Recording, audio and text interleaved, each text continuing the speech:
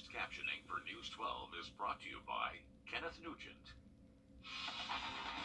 From the station that's on your side, breaking news.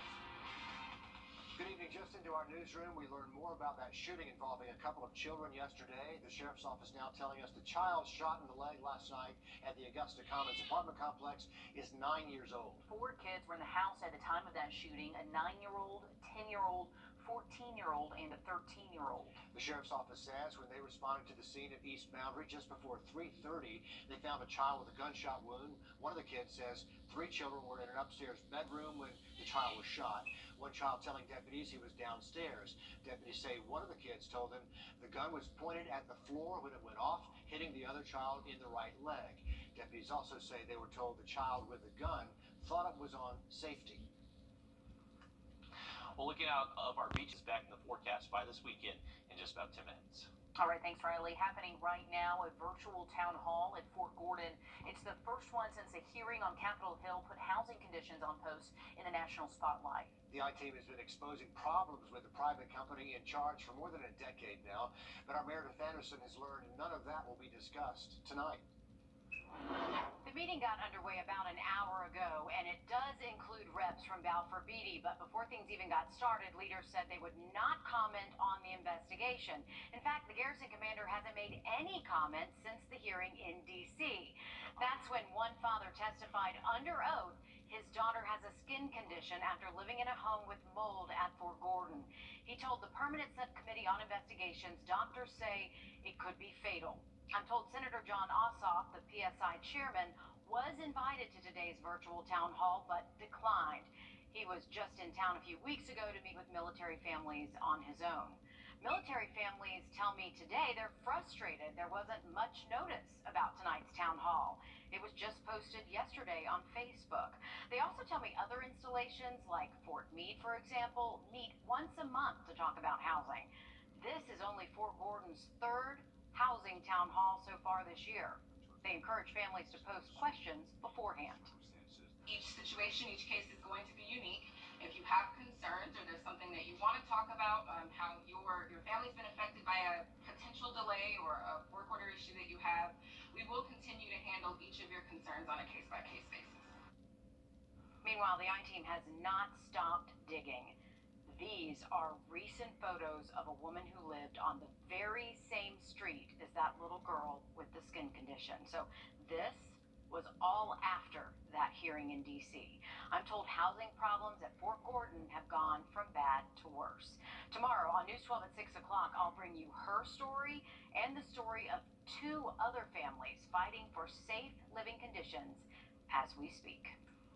Meredith, thank you for that. For the victims and families of gun violence, life may never get back to normal, but the Augusta Giving Back program is hoping to offer a second chance to anyone willing to take it. The Richmond County Sheriff's Office started that program back in 2019 to help those at risk of committing or being a victim of gun violence. Our Claire Allen is reporting on this. She says the program has already shown some positive results in other cities across the country. The Sheriff's Office says other cities have seen crime rates drop since starting similar programs. In Boston, the city says they've seen a 63% drop in youth homicides. In New Orleans, a 32% drop in homicides. In Chicago, claim they've seen a 23% reduction in overall shootings. Augusta Giving Back is looking to match or exceed those rates. We can't arrest our way out of the crimes. Batista Masquero says Augusta Giving Back is a chance for those affected by gun violence to advance in the future. They do stand a chance of committing a crime or becoming a victim again. So with this intervention that we offer them, hopefully we can find out where they are right now, kind of meet them where they are at right now, and provide them services. The program partners with different community resources to provide job services, mental health assessment, and education. Say, okay, well, somebody does care. Even though I was an offender in the past, they're helping to ensure that I'm productive in Richmond County in the future. You may see officers in your neighborhood going door to door wearing these bright orange shirts seeking to help out victims and offenders. We all have to take some accountability for what's going on in our county. Mascara is hoping to continue to gain success stories from the people the program helps. A success story to us would mean that those individuals, they're not being arrested again. They are going down different avenues. We have some that are going to truck driving school, some that have graduated from barber school. We can only do this as a community with everyone's help. Augusta Giving Back is open to business owners or stakeholders who want to help and get involved. We will have more information on how you can reach out on our website. Okay, Claire, thanks for that. This weekend, you can help be a part of change at the March for Our Lives event. Organizers say they'll remember the lives lost to gun violence. They say they also want gun violence prevention and safety to be a top priority in our community. That event is Saturday, starts at 6 at the Unitarian Universalist Church on Walton Way. Construction and development all over Columbia County, in one of the fastest growing counties in Georgia, and with every new project comes a cost. Right now, county leaders are meeting with the community to find out where you want your sales tax dollars to go. Alyssa Lyons, live for us at that meeting. It's just getting started, so dozens of ideas to sort through here. Alyssa, what are some of the highlights? Yeah, that's exactly right, Laura. A lot of projects on this SPLOST.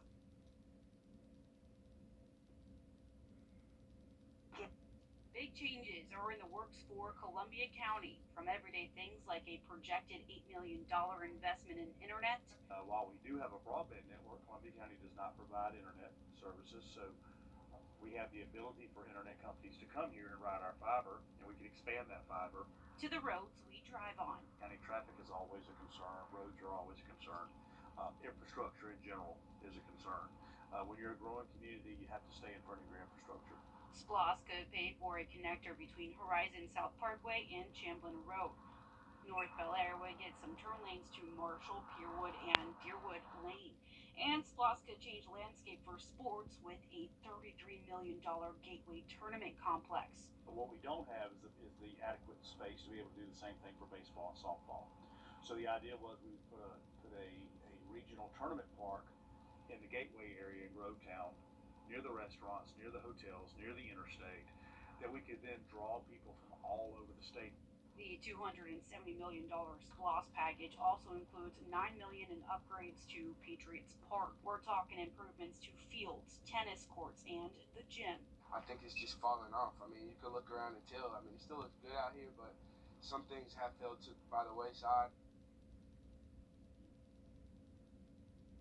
SPLOST paving the way for some very big projects in Columbia County, and this tonight is just the second of 4 listening sessions. It'll go until 8 o'clock, so you still have time to make your way over there as they make their way through a long list of potential projects. Right, got to sort out what the people want, but the next session is June 20th at 6 o'clock. When those sessions are over, it'll then be up to commissioners to come up with the final project list by early July.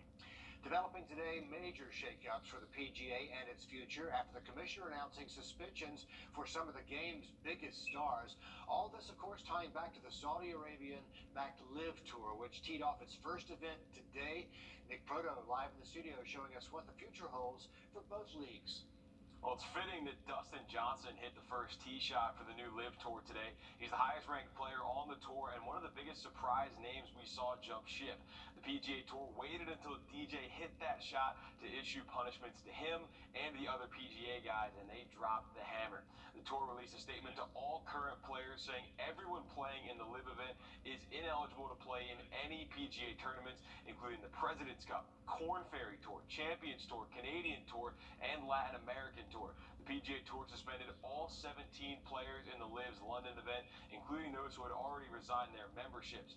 Patrick Reed and Bryson DeChambeau were not on the list despite signing with the LIV Tour. They'll likely be punished when they tee it up in Portland in the LIV Tour's June 30th event. So guys, there could be a lot more punishments coming, and there could be a lot more names joining this new tour, because as we saw, a lot of money going into this one.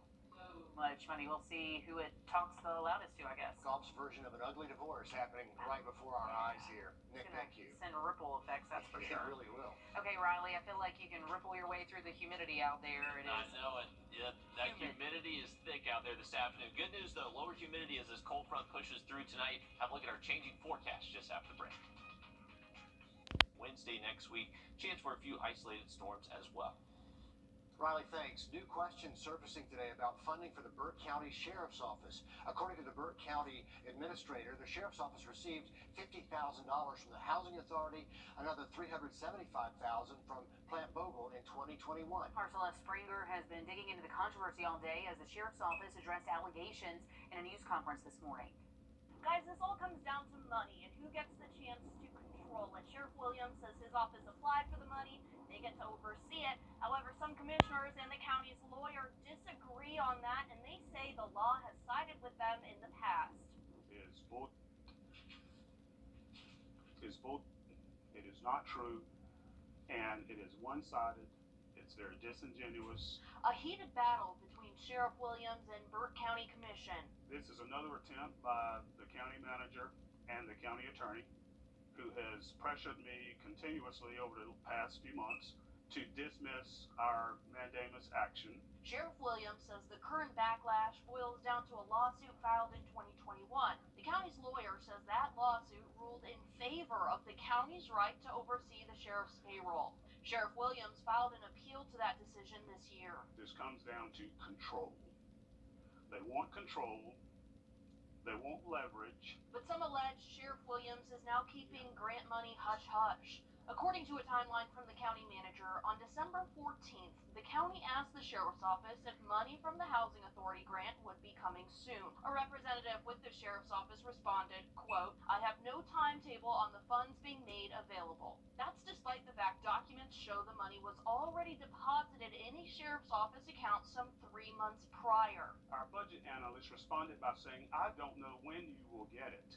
He did not say, "We don't have it." He did not say, "I don't know when the Housing Authority is going to send it to us." Sheriff Williams argues he has the right to oversee the grant money, particularly that from Plant Vogel. $375,000 that was given to us by a private entity. A private entity. None of that is government money. Though Barry Fleming, the attorney for the county, argues Plant Vogel is a quasi-public organization. But still, Sheriff Williams stands his ground. We did not hide a single dime. Not one. Celeste Springer, on your side.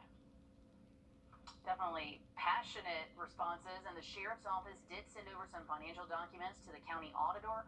However, those did not include a breakdown of $35,000 of credit card charges. In an email sent to county officials today, Sheriff Williams said he will not send over any more documentation regarding the $375,000 from Plant Vogel. Moving on now, Hospitalists, a name you might not be familiar with, but they may have helped you or someone you know during the pandemic. A look at these quarterbacks of the hospital coming up on News 12. Most of us knew someone who was hospitalized during the pandemic. The people who were severely sick or needed ventilators, they ended up in the ICU. But there was another group of physicians called Hospitalists who cared for the rest of the patients. People who were sick enough to be hospitalized, but not sick enough for the ICU. Our Wrdw shows us that group of heroes at AU you might not have noticed before. For more than 2 years. Say it's been exhausting. Past 2 years has been quite a wild ride. A small group of doctors called Hospitalists have worked behind the scenes during the pandemic. We're your primary care providers when you're in the hospital, and we're the quarterback for your team when you're in the hospital. AU made this division right before the pandemic. It's made up of 30 physicians and 11 advanced practice providers, or APPs. Help to coordinate your care, make diagnoses, prescribe treatment plans, and help you get better. Their main goal now is to treat patients who have long COVID. We're going to continue to see the effects and feel the effects, for years to come. Lisa Towns has been an APP for 9 years. Everybody really pulling together to give the patients the best care that they deserved. Together, her team has helped treat more than 3,500 COVID patients. You probably can't ask anybody about COVID without them knowing someone that was one of those 1 million. It was an unknown time, even for our doctors. Without a doubt, I know that I was meant to be here in this role during this time, and I think it's just made us all better providers and people in general. As COVID seems contained for now, they'll continue their care. It's been nice to feel a community come together, an institution come together to really fight a common enemy, and that's what we're going to continue to do. In Augusta, Wrdw, on your side. So it may take us years to thank properly all those folks who helped out during the pandemic. Quick reminder for you, politics in South Carolina. Tomorrow is the last day for early voting.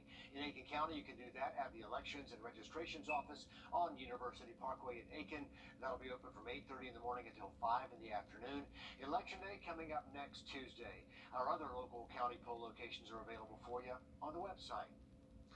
So we want you to take a look at some of the best pictures you're going to see all day long.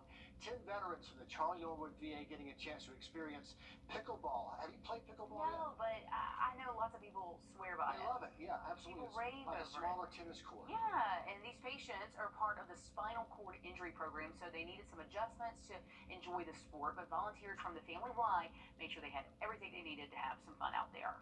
Some of the athletes will actually show off their skills on the national level. The National Veterans Wheelchair Games coming up in Arizona next month. If that's you, good luck. Make us proud out So there. fun. Glad to see them having some fun out That is there. good stuff. Riley? Pickleball. Absolutely, it's a fun sport to play, and definitely best of luck to them as they go on to that competition. For the